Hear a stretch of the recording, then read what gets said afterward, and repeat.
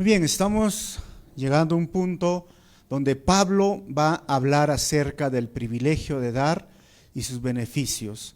La iglesia de Corinto sufrió muchos problemas, pero también tenía muchas virtudes, muchas características que la hacían una iglesia realmente espectacular.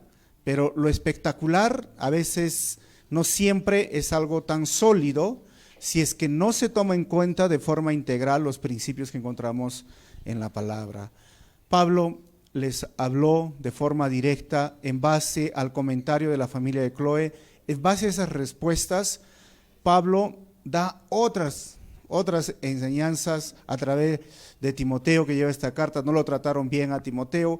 Pablo da una carta muy fuerte y se llama la carta severa. Y luego de esto, ellos reaccionan de forma positiva y hemos visto que Pablo dice: yo abro mi corazón para llegar a un tiempo donde podamos estar las cosas bien. Las cosas entonces no estaban, diríamos, fluyendo, estaba un poco tenso, y Pablo ve necesario ahora un punto que es una necesidad. La iglesia en Jerusalén estaba pasando momentos difíciles. Y la iglesia de Corinto se había comprometido en dar una ayuda, una ofrenda, pero como las cosas estaban tensas, pues por supuesto era un tema muy sensible. El dinero es un tema sensible, ¿verdad? Muchas personas dicen: está bien, háblame del amor, háblame, no sé, la gracia, los dones, pero cuando agarramos la billetera, cuando agarramos el dinero, cuando agarramos el sueldo, cuando agarramos el dinero, ahí sí me pongo serio, ¿no? Entonces, es un tema sensible, pero vamos a ver qué nos dice la palabra del Señor. Entonces, esta noche vamos a compartir el privilegio de dar y sus beneficios. Este capítulo 8 está dividido en dos partes. Del versículo 1 al versículo 9 dar es un privilegio que Jesús nos enseñó. Del versículo 10 al 24, dar es un privilegio que se fortalece con la práctica. Y a medida que yo paso las diapositivas, van a salir los títulos de las divisiones de cada párrafo, ¿ok? Versículo 1 dice: ahora, hermanos, queremos que se enteren de la gracia que Dios ha dado a las iglesias de Macedonia. Así que lo primero que pone Pablo para animar a la iglesia de Corinto es las iglesias que estaban en Macedonia. Pero ¿de qué iglesias está hablando? Si miramos en el mapa, en el tercer viaje misionero de Pablo, nos vamos a dar cuenta que la región de Macedonia está aquí arriba, donde los estoy señalando, y Corinto está en la parte de abajo, que vendría a ser Acaya. Ambos eran territorio del imperio griego. Sabemos que los romanos, cuando conquistaron a los griegos, tomaron mucho control, y quienes sufrieron bastante, según la historia, es este territorio de Macedonia. Les quitaron ese poderío económico y por lo tanto ellos llegaron a tener una gran necesidad. Las iglesias que vemos ahí en el mapa, Filipos, Tesalónica, Berea, se está refiriendo a estas iglesias. Pablo como ejemplo las está poniendo, pero se está refiriendo a ellas que hicieron algo que realmente debe de ser ejemplar para la iglesia de los Corintios, pero también debe ser ejemplar para nosotros que estamos hoy en este siglo. Corinto está acá abajo, que es parte de Acaya. Entonces son regiones diferentes, son pueblos diferentes, y cuando Pablo dice: sigan el ejemplo de la iglesia de Macedonia. ¿Y qué sucedía? Versículo 2. En medio de las pruebas más difíciles, su desbordante alegría y su extrema pobreza abundaron en rica generosidad. Aquí hay un contraste muy interesante. ¿Cómo puede ser uno rico generosamente cuando tengo pruebas difíciles o cuando estoy en extrema pobreza? Pablo usa este contraste para darnos a entender que no necesariamente se necesita tener tanto dinero para ser generoso, que no se necesita tener mucho dinero para desbordar de alegría. Evidentemente que cuando nos pagan, ¿no? Cuando haces un trabajo, recibes tu salario, creo que no hay nadie que esté enojado, ¿no? Nos alegramos, llega el día de pago. Algunos dicen: no hay nada más feliz en la vida que te digan: ya te deposité. ya se alegran, saltan todos, ¿no? Si es que tu salario lo recibes en un depósito. Pero el momento del pago es un momento de alegría. Pero Pablo dice cómo una persona puede ser alegre o desbordear de alegría cuando está enfrentando pruebas difíciles. Este es un contraste. ¿Cómo puede una persona abundar en rica generosidad cuando está en extrema pobreza? Las pruebas las enfrentaron la iglesia de Macedonia, Tesalónica, Filipos o Berea, y las pruebas las enfrentamos hoy día cada uno de nosotros en diferentes lugares. Pero cuando la Biblia habla esta palabra, su extrema pobreza, me llama la atención, y según el diccionario o que podemos encontrar un concepto, ¿qué es pobreza extrema? Pobreza extrema o penuria es el estado más bajo de pobreza. Y se dice que cuando las personas no pueden satisfacer varias de sus necesidades básicas para vivir, de las 6, por lo menos mínimo 3, ¿cuáles serían? Disponibilidad de alimento, agua potable, techo, sanidad, educación o acceso a la información. Si no pueden disfrutar de estos 3 mínimo, son considerados en extrema pobreza. O sea, quizás si ponemos esta imagen de un barrio, de un lugar donde hay extrema pobreza, quizás pueden tener alimento, quizás pueden tener un techo, pero quizás no puedan contar con agua, quizás no puedan contar con buena comunicación. Aunque algunos dicen ahora, a veces en esas casas hay mejores celulares y a veces mejores antenas parabólicas, ¿verdad? Pero salud, tampoco tienen un sistema de salud. No tienen, o sea, la idea que Pablo está diciendo de estas iglesias es que no solamente eran pobres, hermanos, eran extremadamente pobres. Pero aún en esa pobreza abundaron en una rica generosidad. ¿Y qué fue lo que hicieron? Versículo 3 dice, soy testigo de que dieron espontáneamente tanto como podían y aún más de lo que no podían. Miren, hermanos, les vuelvo a decir, no se necesita ser millonario, no se necesita ganar miles de dólares para ser generoso. No es algo, porque a veces las personas en su mente tienen, ¿cuándo voy a dar? Cuando me sobre la plata. Cuando ya haya terminado de comprar, no sé, mi auto, mi casa, mi laptop, mi celular, un iPhone X no sé qué. Cuando tenga todo, recién voy a empezar a dar generosamente. Pero lo que nos enseña estas iglesias de Macedonia y lo que Pablo nos está diciendo, que no se necesita tener tanto dinero en abundancia o miles de soles o miles de dólares para ser generoso. ¿Y cuál es la forma? Se dieron espontáneamente tanto como podían y aún más de lo que podían. ¿Qué significa esto? Dar de lo que puedo y aún dar más de lo que puedo. Hay un ejemplo que nos va a ayudar a entender en la Biblia. Una mujer viuda o una mujer anciana se acercó un día al templo mientras todos daban su 10ª parte, el diezmo, que vendría a ser lo que dice la ley. Vino esta mujer y tenía 2 monedas y dar de lo que podía, en mi opinión, sería una moneda. Y esa una moneda sería un 50%. Pero dar más de lo que podía sería dar las 2 únicas monedas que tenía. Y esto lo dice Jesús en Lucas 21, 1 al 4, cuando mira a esta mujer y ve que los otros líderes religiosos están dando el 10%, mira a esta mujer y le dice, eso es dar. Ella no dio solo el 10%, dio el 100% de lo que tenía. Es dar de lo que puedo y aún más de lo que puedo dar. Hermanos, yo he encontrado, he ido a lugares muy pobres o de extrema pobreza y que abundan en generosidad. Te dan de lo que pueden y lo que no tienen te dan de comer, te invitan, hasta para ellos es difícil comprar una gaseosa, aunque ahora la gaseosa tampoco me puedo tomar yo, pero te lo compran y te sirven. Y a veces tú vas a hogares donde tienen mucha comodidad y no te dan nada. Porque no se trata de cuánto tienes, se trata de cuán generoso es tu corazón. Y esta mujer en la Biblia, Jesús alabó y se sorprendió con esa mujer que dio al 100%. Y Pablo está resaltando ahora a estas iglesias de Macedonia que se dieron lo que podían y aún más de lo que podían. Versículo 4, ¿cuál fue la otra actitud?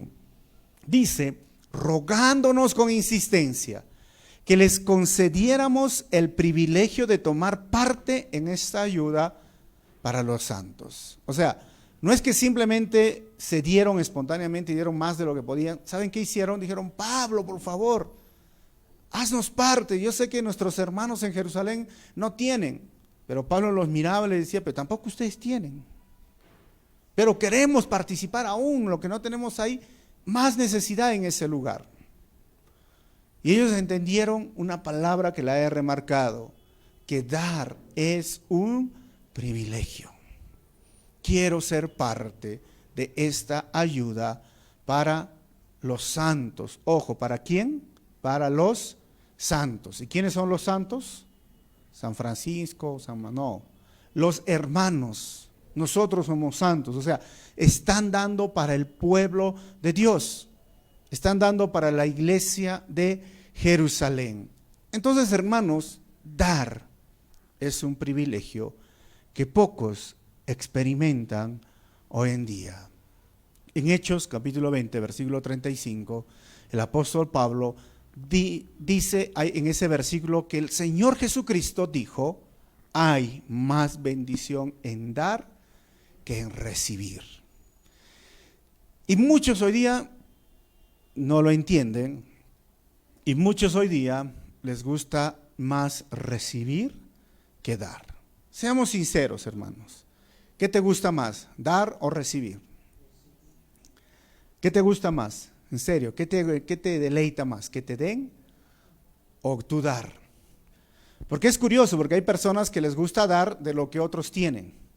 Yo he encontrado igual en la iglesia, dice, pastor, mira, hay tanta necesidad ya, ¿qué hacemos? Hagamos aquí los hermanos una colecta y todos y lo llevamos, amén. ¿Y tú cuándo das? No, pues yo soy el encargado de llevar el dinero. Porque no les gusta dar, pero les gusta que otros den. ¿Y a ellos qué les gusta? Recibir.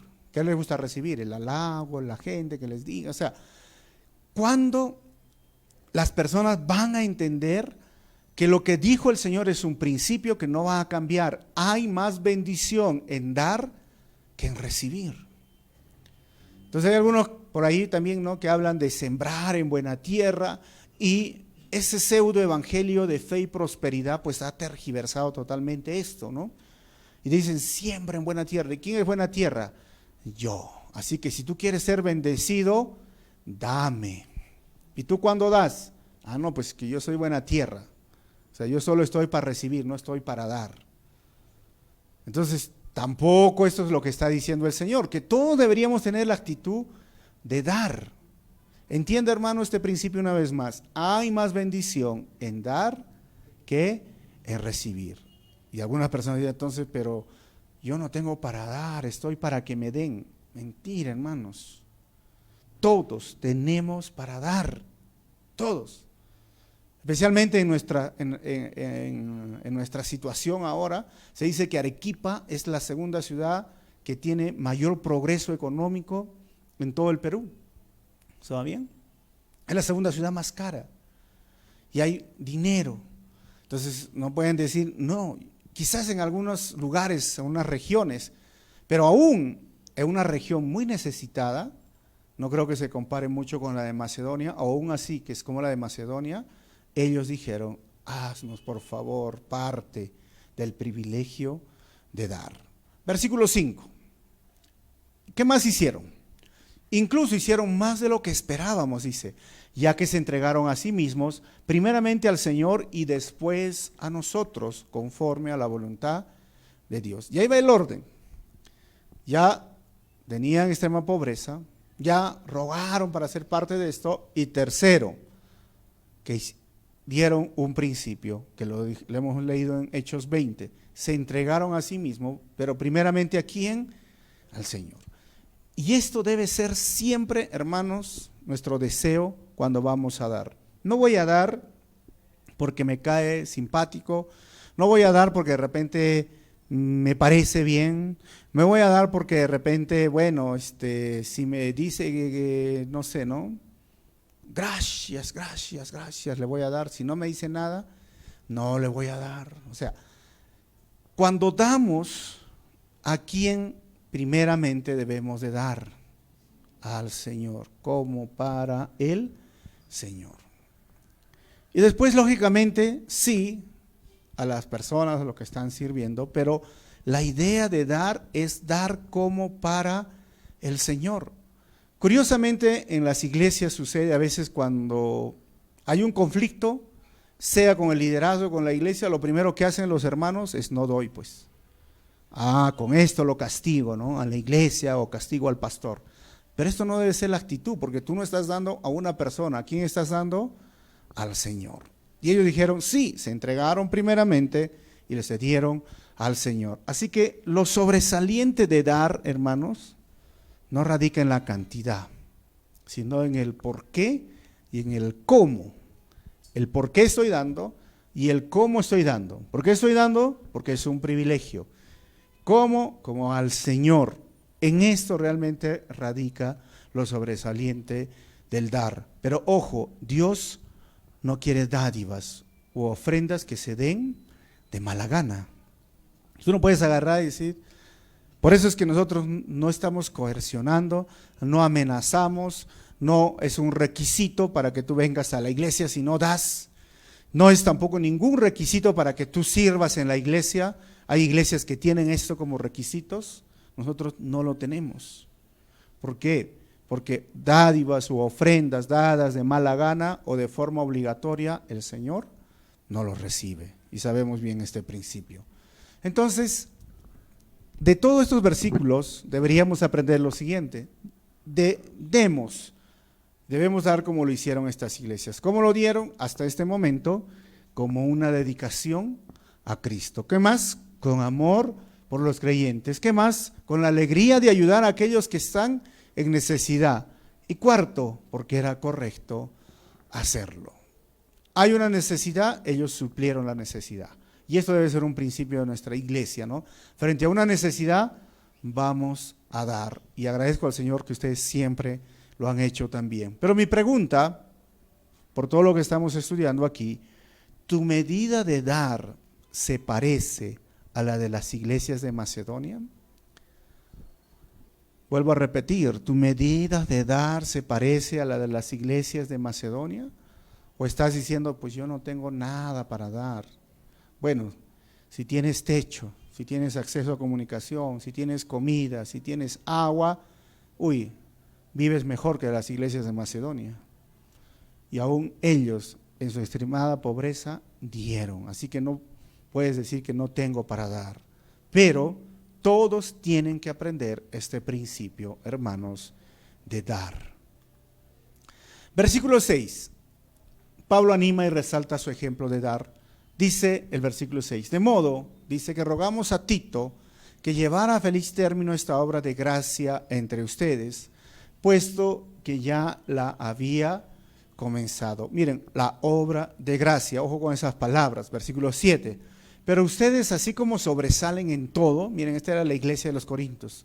¿En qué sobresalían? En fe, en palabras, en conocimiento, en dedicación y en su amor hacia nosotros. Miren, qué características muy importantes de esta iglesia. Ahora dice el versículo 7, la última parte, procuren también sobresalir en esta gracia de dar. Y eso es muy interesante, porque ese es el cristianismo integral, o quizás podríamos llamarlo holístico.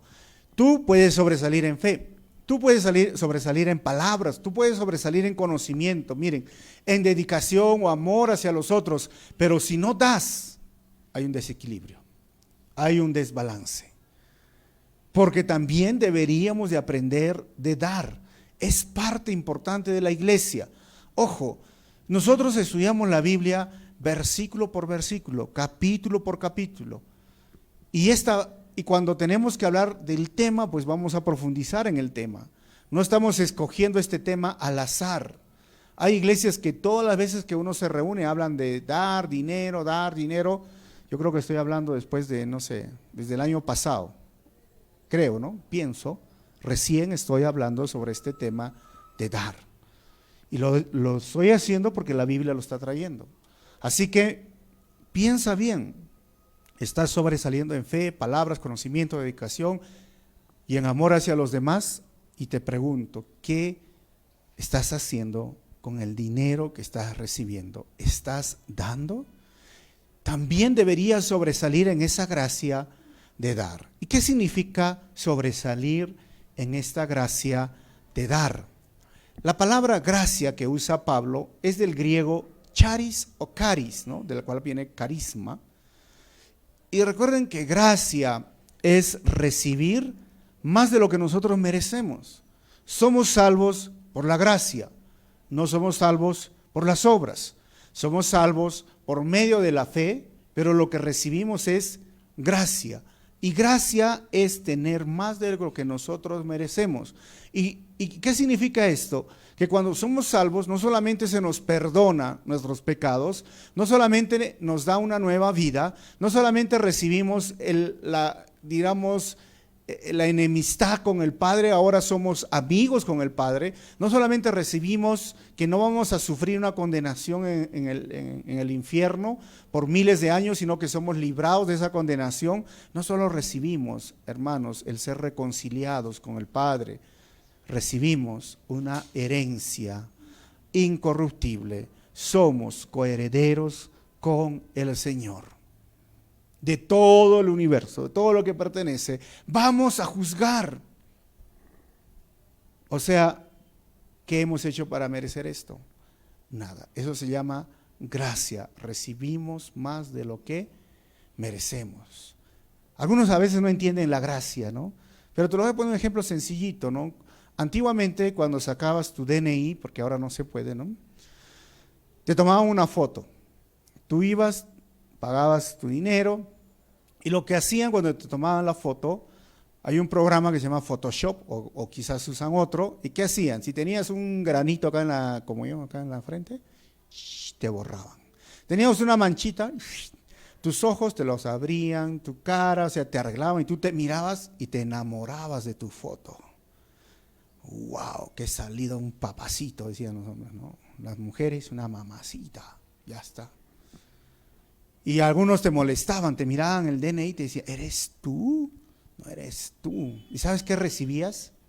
Gracia. Porque si recibirías justicia, saldrías, esa es la foto pues de tu selfie, de tu celular, ¿no? Aunque ahora con el selfie retocan con esas aplicaciones, pero saldrías así, aún dices, no me gusta mi cara, entonces tengo que retocarme. Pues eso es gracia. Recibes más de lo que mereces porque no eres. Y si fuese justicia, recibirías tal como están tus arrugas, tus granitos, tus manchitas, tu peinado, tu cara. Esto ahora no puedes engañar en los pasaportes, ¿no? Tú vas a un pasaporte y sales como tú mira, pareces un delincuente, este soy yo. No quieres verte en la foto y no quieres mostrarte porque eso es lo justo. Mientras que la gracia la recibías antes, ahora ya no se puede, aunque se puede hacer con aplicaciones. Pero es algo parecido, pero mucho más de lo que hemos recibido en la salvación, es gracia. Y cuando Pablo usa esta palabra, sobresalir en esta gracia de dar, tiene la misma connotación, hermanos. ¿Sabes qué? Gracia de dar es dar más de lo que merecen los beneficiados. O sea, cuando tú das, tú no puedes dar a ver si me caen bien o no me caen bien. No, simplemente das de forma inmerecida. Tú puedes mirar y decir, mira, no los conozco, no sé quiénes son ellos, pero mis hermanos están pasando necesidad en tal sitio, voy a dar. Y voy a dar no porque lo merezcan, sino porque no lo merecen. Entonces, ¿por qué das? Por gracia, porque he recibido gracia y quiero dar gracia. ¿Entienden lo que está diciendo Pablo? Voy a dar porque he recibido más de lo que merezco y ellos merecen recibir más de lo que merecen. Y eso es sobresalir en esta gracia de dar. Vamos a seguir. Versículo 8. Pablo dice, no es que esté dándole órdenes, sino que quiero probar la sinceridad de su amor en comparación con la dedicación de los demás. Pablo dice, mira, yo no quiero ordenarlos, pero simplemente quiero probar. ¿Probar qué? La sinceridad de su amor. Porque debemos aprender a ser sinceros o dar también con amor. Y esto va a resaltarlo. Dar, hermanos, es una respuesta natural del amor. Pues recuerden que amar es cuidar y proteger. ¿Y saben cuándo muchas personas experimentan el dar en respuesta natural del amor y dar con gracia? La gran mayoría es cuando se enamoran. Cuando se enamoran las parejas, mira, ahí está por ahí uno, ¿no? Le lleva al cine. ¿Cuánto cuesta la entrada? 25 soles, fin de semana. Dice, no importa, dice, vamos. ¿Qué quieres? ¿Un pocorcito? ¿Cuánto está un pocorcito? 30 soles, 35 soles, no importa. Oye, hermanos, en ese momento no les importa nada porque es una respuesta natural del amor, porque quiero cuidar, quiero proteger y quiero dar más de lo que quizás merezca esa persona, aunque tú dices, sí merece, pero tú mereces mucho más.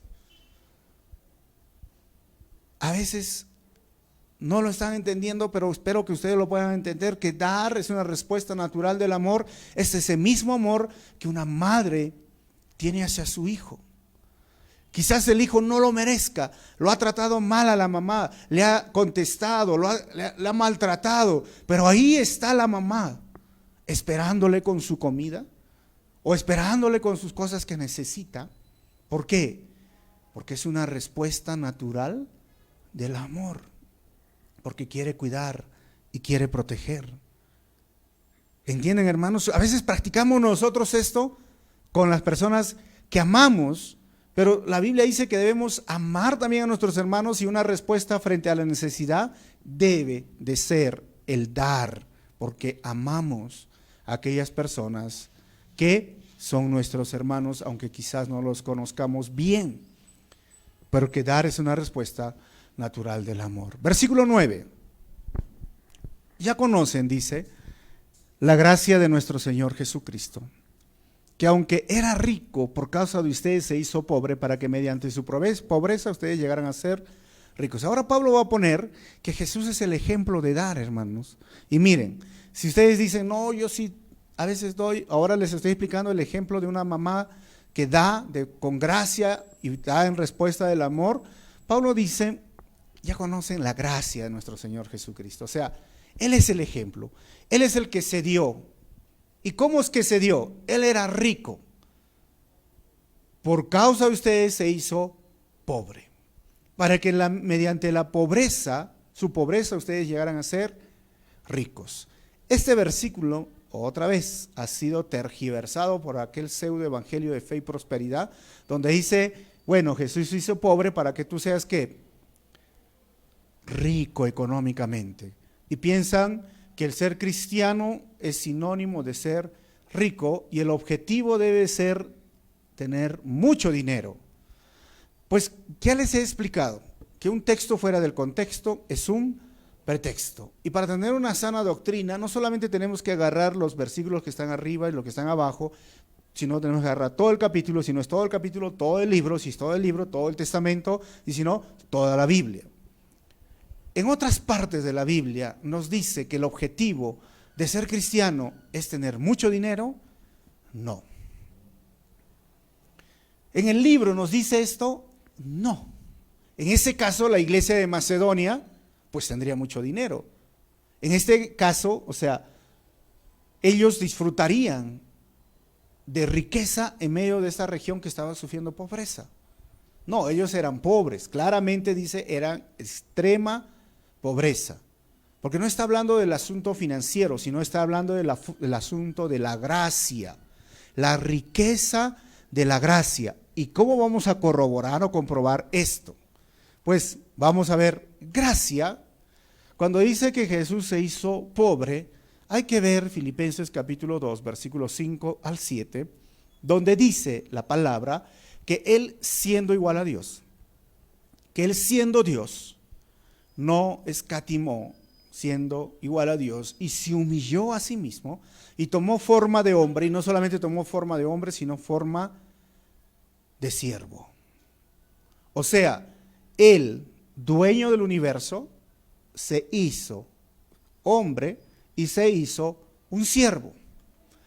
Era rico, porque Colosenses 1:16 dice que todo fue creado por él y para él. Y, o sea, hermanos, él no necesita dinero, hablando en esto, pero ojo, él tenía su gloria, pero no escatimó tener y ser todo esto.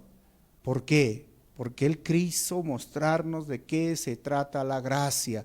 Él quiso darnos más de lo que nosotros merecemos o nos correspondía.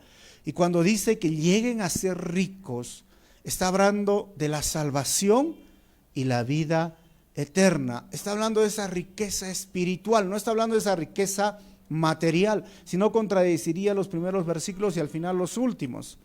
Entonces no podemos sacar un texto fuera del contexto para hacer un pretexto para decir, no, Jesús se hizo pobre y por eso ustedes tienen que ser ricos. Y si tú no eres rico, si no tienes mucho dinero, estás en pecado. Y si no estás en pecado, es que tu papá pecó y tienes que romper esa herencia pecaminosa. Y si no es esto, es porque probablemente no estás dando como debería de ser. ¿Y cómo es eso? Haz tus pactos conmigo. ¿Y con cuánto tengo que hacer el pacto? Te va a decir. Mira, $500 para empezar. ¿Y quién es el que tiene? Conmigo, porque yo soy buena tierra. Hónrame, te dice el siervo, entre comillas, ¿no? Totalmente tergiversado, sacado de la Escritura. Lógicamente, hablando de la gracia y de la riqueza. Si quieren saber si era Jesús rico o pobre, aunque ellos tienen que decir que Jesús era rico. ¿Sabían? Esa pseudo doctrina supuestamente teológica dicen que Jesús era rico. Pero si tú lees Mateo capítulo 8, versículo 20, las zorras tienen madrigueras y las aves tienen nido, le respondió Jesús, pero el Hijo del Hombre no tiene dónde recostar la cabeza. ¿Se imaginan? Entonces, no es que tenía dinero y mucho dinero, no, pero es que la túnica de Jesús era una sola pieza y no, pero hermanos, o sea, están sacando cosas fuera del contexto. Entonces, ¿por qué no la rompieron? Porque no la rompieron para que se cumpla la profecía. La profecía dijo que no iban a romper su prenda y la iban a sortear. Pues simplemente para eso. Versículo 10. Aquí va mi consejo sobre lo que les conviene en este asunto. El año pasado ustedes fueron los primeros, no solo en dar, sino también en querer hacerlo. Miren, Pablo dijo, sí, yo sé, ustedes tenían la intención, pero como las cosas estaban difíciles, bueno, no se está haciendo, no están cumpliendo. Y esto me hace entender, hermano, que nuestras intenciones, votos y promesas son inútiles sin acción. Tú puedes decir, yo sí me gustaría dar a los niños, yo sí me gustaría dar a la iglesia, sí, mira, yo me comprometo, pero si no lo haces, son inútiles. Versículo 11. Lleven ahora a feliz término la obra, para que según sus posibilidades cumplan con lo que de buena gana propusieron. Versículo 12. Porque si uno lo hace de buena voluntad, lo que da es bien recibido según lo que tiene y no según lo que no tiene. ¿Qué quiere decir Pablo con esto? Fácil, hermanos. Si dalo de buena voluntad y da de lo que tú tienes. No puedes dar de lo que no tienes. Por eso esa pseudo teología, vuelvo a repetir, de los pactos. Haces pacto de lo que no tienes. ¿Y por qué lo haces? Por fe. No, Pablo dice, da de lo que tienes, no des de lo que no tienes. Esto es claramente, y no según lo que no tienes. No está hablando de asistencialismo, y no debemos caer tampoco en la iglesia en asistencialismo, que es simplemente dar y dar y dar y acostumbrarlos a dar, a recibir, pero nunca les enseñamos a ganarse el pan. En otras palabras, hay que enseñarles a pescar y no darles el pescado a la boca. Y eso es lo que no queremos nosotros que suceda, y tampoco Pablo. Entonces, cuando Pablo está hablando de esto, recordemos, no podemos dar de lo que no tenemos. Y la ofrenda sacrificial debe de ser responsable, sin descuidar a tu familia, sin descuidar tus cuentas que tienes, porque hay por ahí, como digo, choca totalmente esa doctrina donde dice, ven, el Señor te está llamando, siembra, se aceptan relojes, se aceptan anillos, se aceptan computadoras y cheques y tal, y la gente se emociona y da, y luego he escuchado testimonios de personas que le pagaron ese día y alguien le dijo, da tu salario, y lo dio, ¿y ahora con qué vives? Por fe. Yo sé que el Señor me va a dar 100 veces más. ¿Y dónde dice que te va a dar 100 veces más? Ahí está en los evangelios. Pero esos 100 veces más y esa semilla se refiere a la palabra de Dios, hermano, no se refiere a la plata. Entonces te han engañado. Y el asunto de qué y cómo lo gastamos, en verdad es relevante si luego no tienes para dar. También en el otro lado, que si tú dices yo no tengo para dar, pero gastas desmedidamente, y te endeudas desmedidamente, lógicamente no vas a tener para dar. Hay que ser responsables con el dinero, hay que ser buenos mayordomos con el dinero que recibimos. Así que la verdadera ofrenda es medido entonces por la obediencia, la proporción como damos y la necesidad, y no solamente por la cantidad. Vamos a avanzar. Ahora, ¿cuánto y cómo es la forma de dar? Algunas personas ahora se van a poner serias y vamos a hacerlo rápido. Pablo da a la iglesia en Corinto varios principios a seguir. Primero, cada persona debe cumplir con las promesas que hizo, está en el versículo. Cada persona debe dar tanto como le sea posible. Cada persona debe determinar la cantidad que debe dar y cada persona debe de dar en proporción a lo que Dios le ha dado. Eso vamos a ver la próxima semana. Pero esos son los principios. Así que si alguien me pregunta cuánto y cómo, bueno, ahí están los principios, cómo deberíamos de dar. Algunas personas hablan hoy día, por ejemplo, del diezmo. Y es cuestionado por algunas personas y especialmente con todo lo que hemos recibido el año pasado de críticas por una iglesia que se llamaba, creo, Aposento Alto en Lima, que fue cuestionado por el diezmo y cómo ellos practicaban esto del diezmo. Algunas personas, hay dos posiciones y dice, bueno, el diezmo es para el Nuevo Testamento y lo establecen como una norma y es tan rígido y a veces, como le dije, si tú quieres ser miembro, bueno, dime cuánto ganas, tu salario o muéstrame tu boleta de pago y te voy a dar un código y si al mes no has dado, te estoy llamando, mira cuando no has dado. Y en el otro lado están las personas que dicen, pero el diezmo no es del Nuevo Testamento, es de la ley. Y algunos que no entienden este principio dicen, solo en la iglesia quieren tu diezmo. ¿Han escuchado esto? No. Ahí, ¿para qué vas ahí si los pastores lo único que quieren es tu diezmo? Bueno, si miramos la Biblia de forma objetiva, en los evangelios se menciona el diezmo, Jesús daba de su diezmo.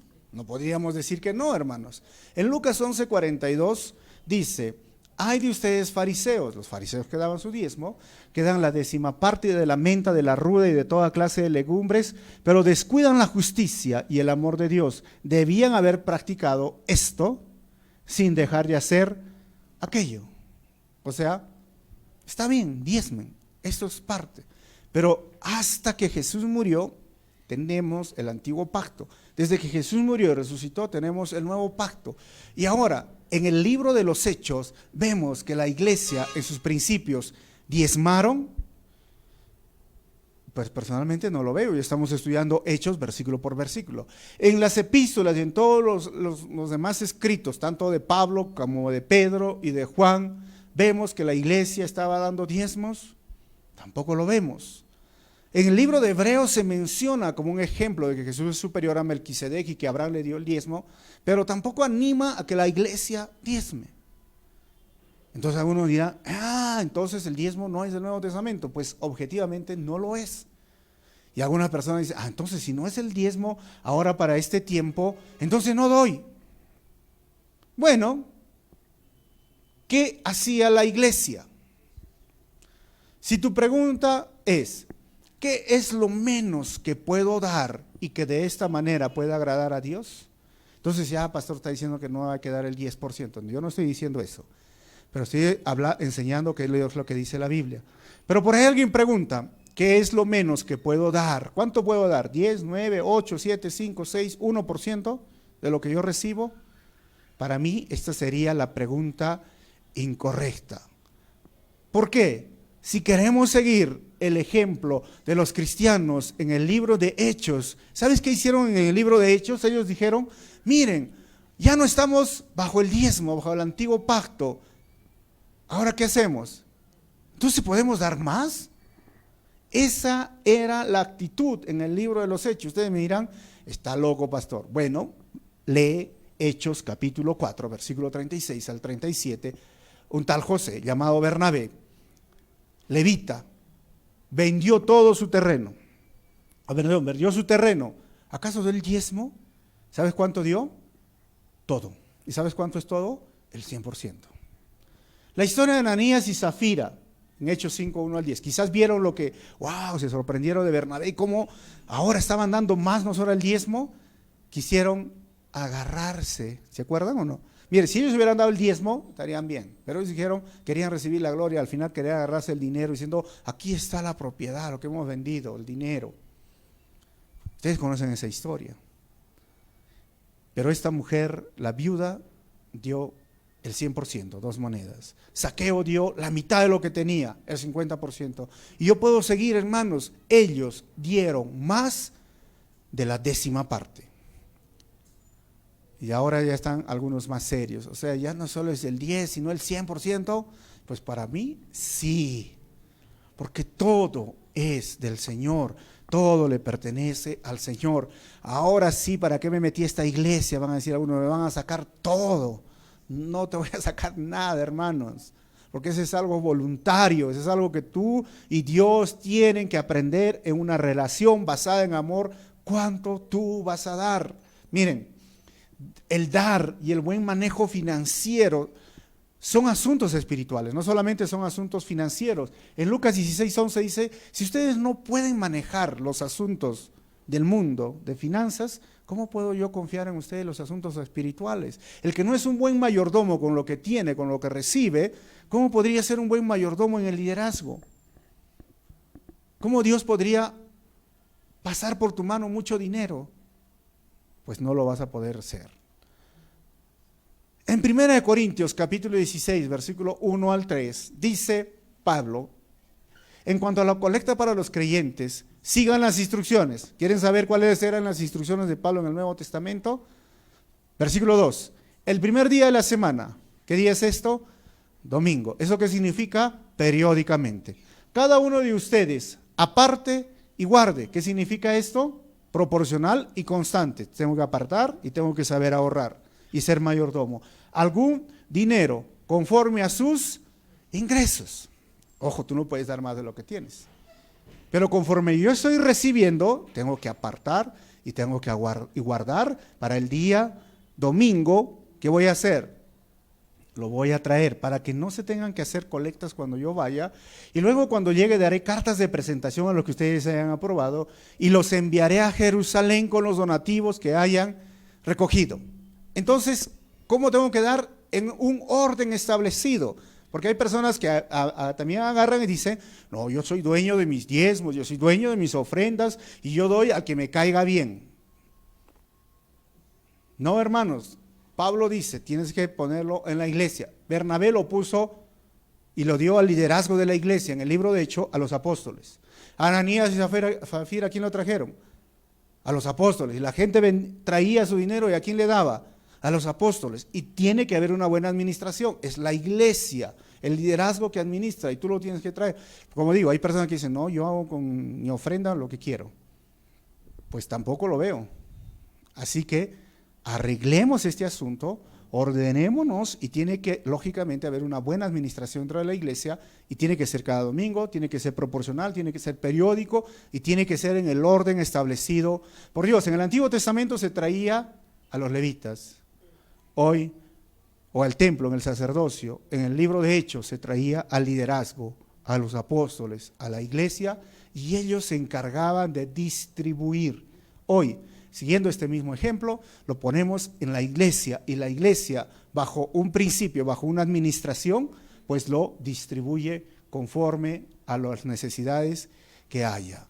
Ahora, dar una décima parte, no lo voy a llamar diezmo, es para mí lo mínimo, en mi opinión, y razonable que yo podría dar. Si por ejemplo, yo tengo de mis ingresos el 100%, el 70% debería ser en la forma en que yo vivo.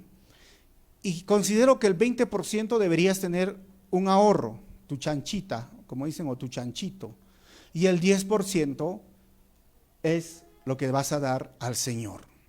Para ponerlo en números, si recibes 1,000 soles, 700 soles es lo que deberías de gastar en lo que tú vives. 200 soles deberías ahorrar y 100 soles es del Señor, ni tampoco es tuyo, porque es lo que el Señor te ha dado, ¿ok? Ahora, cuando yo digo que acostumbrémonos a vivir con el 70%, algunos dirán, pero pastor, que no me alcanza.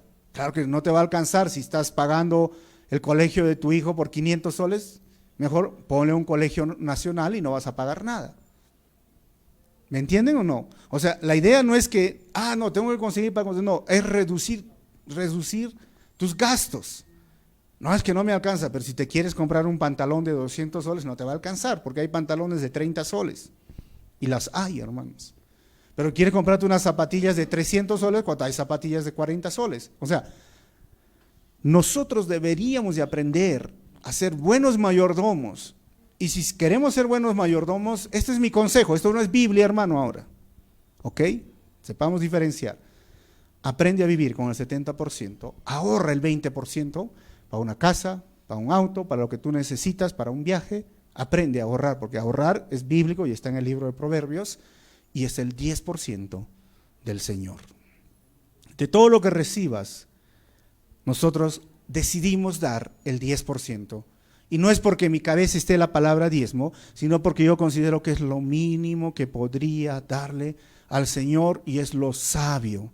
Tú puedes decidir dar el 9%, tú puedes decidir dar, no sé, el 15%, pero es algo entre tú y Dios, hermano. Por eso, la idea, el corazón de la iglesia en el libro de Hechos fue, vamos a dar el 100%. No solamente voy a dar el 10, voy a dar el 100. Y si en tu mente está, el pastor ha dicho que puedo dar 9, entonces doy 5, eso no es lo correcto, porque debemos ser generosos y dadivosos con aquellas cosas que el Señor nos ha dado. 13, y termino rápidamente. No se trata de que otros encuentren alivio mientras que ustedes sufran escasez, es más bien cuestión de igualdad. Por eso dice, no vas a dar tampoco tanto, significa simplemente que haya igualdad. Y es curioso porque cuando algunos leen esta palabra igualdad, inmediatamente se les entra la palabra socialismo, comunismo. ¿Cuántos han escuchado? Jesús fue el primer socialista de la historia, Jesús fue el primer comunista. Nunca. Eso no lo fue nuestro Señor Jesucristo, porque tanto esos dos regímenes,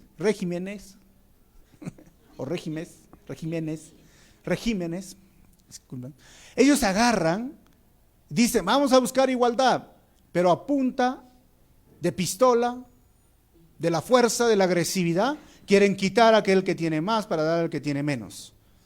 Esto no está sucediendo aquí, ni tampoco sucedió en el libro de Hechos, ni tampoco Jesús lo enseñó. Lo que está sucediendo aquí se basa en la hermandad o en vivir en comunidad. La igualdad es como tus hermanos si tienen un problema, mira, todos nos vamos a ahorrar y te vamos a dar, te vamos a ayudar, si es que así vive tu familia. Pero la idea es vivir en comunidad. ¿Qué significa igualdad? Que si hay otro que no tiene para comer, yo debería darle para comer. Por eso tenemos nuestro proyecto social con niños en el Mirador y queremos que ellos también tengan su comidita porque están desnutridos. Es esto lo que está diciendo. Versículo 14, en las circunstancias actuales dice, la abundancia de ustedes suplirá lo que ellos necesitan para que a su vez la abundancia de ellos supla lo que ustedes necesitan y así habrá igualdad. ¿De qué igualdad estás hablando entonces? De familia, hermanos. Hoy por ti, mañana por mí. Y además, el dar me ayuda a no ser avaro, a no ser codicioso, Aprendamos a dar, hermanos. Versículo 15, como está escrito, ni al que recogió mucho le sobraba, ni al que recogió poco le faltaba. Eso está en Éxodo 16, 18, cuando recogieron las codornices y todos tuvieron sus kilos por igual. Dijeron, no importa la familia, todos tienen por igual. 16, gracias a Dios que puso en el corazón de Tito la misma preocupación que yo tengo por ustedes. 17, de hecho, cuando accedió a nuestra petición de ir a verlos, lo hizo con mucho entusiasmo y por su propia voluntad. 18, junto con él les enviamos al hermano que se ha ganado el reconocimiento de todas las iglesias por los servicios prestados al evangelio. No se sabe quién es este hermano. Se supone, algunos piensan que es Lucas, algunos piensan que es ¿cómo se llama? Timoteo, no se sabe. 19, además las iglesias lo escogieron para que los acompañe cuando nos llevemos la ofrenda, la cual administramos para honrar al Señor y demostrar nuestro ardiente deseo de servir. Y esto es lo que Pablo nos enseña a ser buenos administradores también en la iglesia, aquellos que reciben el dinero. Y acá los que reciben el dinero de la iglesia, de las ofrendas o de su 10ª parte, son 2 personas siempre contando, y siempre debe tener un cuidado muy estricto porque es dinero del Señor. 20 y 21, queremos evitar cualquier crítica sobre la forma en que administramos este generoso donativo, porque procuramos hacer lo correcto, no solo delante del Señor, sino también delante de los demás. 22, con ellos les enviamos a nuestro hermano, que nos ha demostrado con frecuencia y de muchas maneras que es diligente, y ahora lo es aún más por la gran confianza que tiene en ustedes. 23, en cuanto a Tito, es mi compañero y colaborador entre ustedes, y en cuanto a los otros hermanos, son enviados de las iglesias, son una honra para Cristo. 24, por tanto, den a estos hombres una prueba de su amor y muéstrenles, porque nos sentimos orgullosos de ustedes para testimonio ante las iglesias. Entonces, en este último párrafo, Pablo dice que ese hermano y Tito y él iban a administrar bien la donación, el dinero, las ofrendas que iban a recibir ahora de la iglesia de Corinto.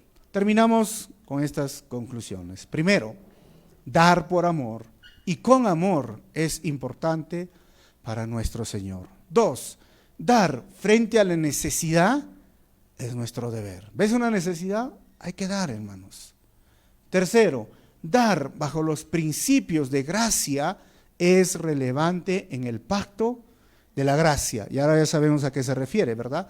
Dar bajo los principios de gracia es dar de lo que más de lo que las otras personas merecen. Y cuarto, dar de forma desprendida, proporcional, constante y ordenada es un gran privilegio. Vamos a cerrar nuestros ojos, hermanos, y vamos a orar. Señor, te agradecemos en esta noche. Es un tema delicado, es un tema sensible, y a veces, Señor, tergiversado por muchos grupos, por muchas sectas, por muchos hombres codiciosos y ambiciosos de dinero. Pero no deja de ser un tema espiritual, y no deja de ser un tema doctrinal. Y no solamente, Señor, estamos aquí para crecer en nuestra fe o en el conocimiento o en los dones, también en aprender a dar, porque tú nos enseñaste, tú fuiste la esencia misma del dar. Tu misma palabra dice, Señor, que el Padre dio a su único Hijo.